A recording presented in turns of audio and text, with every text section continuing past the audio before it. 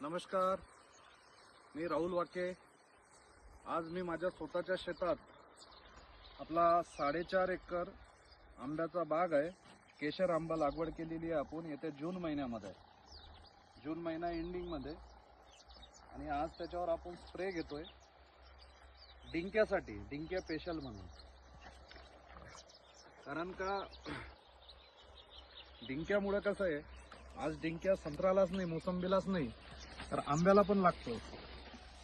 आणि त्या डिंक्यामुळे बरेचसे आपले खोडं डॅमेज करून आपले झाडं मरतायत।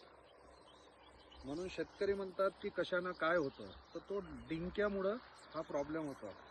आज आपण डिंक्या स्पेशल हे पूर्ण खोडावर काढतोय। हे खोडा पूर्ण चारही भोवताल खोडं त्याचे पूर्ण हे करतोय आणि खोडावर काढतोय। याच्यामुळे काय होतील की जे स्टेममधून डिंक निघतो तो पूर्णपणे कंट्रोल 100% गॅरंटी आहे। कारण का मी याच्या अगोदर संत्र्यावर खूप सारा प्रयोग केलेला आहे। संत्र्यामधून किती काही डिंक निघत असेल तरी तो विथिन 8 ते 15 दिवसामध्ये पूर्ण सुकून जातो, त्याचे साल्टे निघून जातं। म्हणजे पटाशीनं घासायची गरज नाही किंवा आपल्याला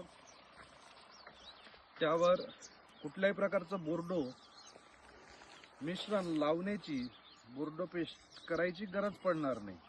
त्याच्यासाठी आपण बुडापर्यंत पूर्णपणे बूड ओलं करतोय। तर अशा पद्धतीने जर आपण याचे खोडं, याचे स्टम पूर्णपणे आपण व्यवस्थित फवारणी करून घेतली तर आपल्याला जो डिंक्यापासून होणारा प्रॉब्लेम आहे तो होणार नाही।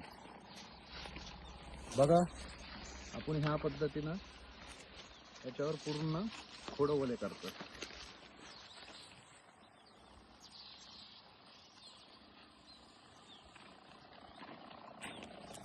असं जर केलं तर आपल्याला मेन म्हटलं तर बोर्डो पेस्टिंग करायची गरज नाही। कारण का मजुरी खूप महाग आहे आणि ते पेस्टिंग करण्यासाठी मजुरी पण पुष्कळ लागतात आणि लेबर पण मिळत नाही। म्हणून आपण हा एक चांगला पर्याय आहे। याचे रिझल्ट पण चांगले आपल्याला संत्रा मोसंबीवर मिळालेले आहे। म्हणून आपण कंटिन्यू मागच्या वर्षीपासून संत्र्यावर पण घेतो। संत्र्याचा वायता डिंक हा 5-6 दिवसामध्ये बंद होतो। एवढा पॉवरफुल याचा इफेक्ट आहे। बघा, हे झाड पूर्ण डिंकामुळेच खराब झालेलं आहे, पूर्ण वाळलेलं आहे।